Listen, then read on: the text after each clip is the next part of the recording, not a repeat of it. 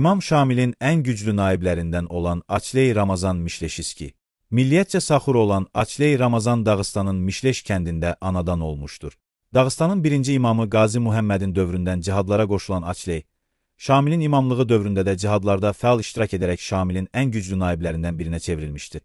Cəsurluğu və mərdliyi ilə seçilən Açley Ramazan, təqribən 500 nəfərlik dəstəsi ilə vaxtaşırı, Şəkidən Balakənə qədər olan Rus qoşunlarına basqınlar edirdi. Tarixçi Moşe Gammer müsəlmanların çarizmə qarşı müqaviməti, Dağıstanın və Çeçenistanın işğalı kitabında Açleyin imamatda ən söz sahibi naiblərdən biri olduğunu vurğulayıb.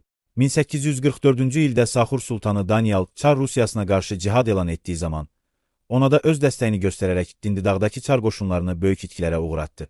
1852-ci ildə Dağ mahalındakı Saxur kəndləri Rus qoşunları tərəfindən dağıdıldıqdan sonra Şamil tərəfindən ailəsi ilə birlikdə İmamatın ən önəmli kəndlərindən olan Qunibə yerləşdirildi və bir müddət Axvaq mahalının Qarata kəndinin naibi oldu.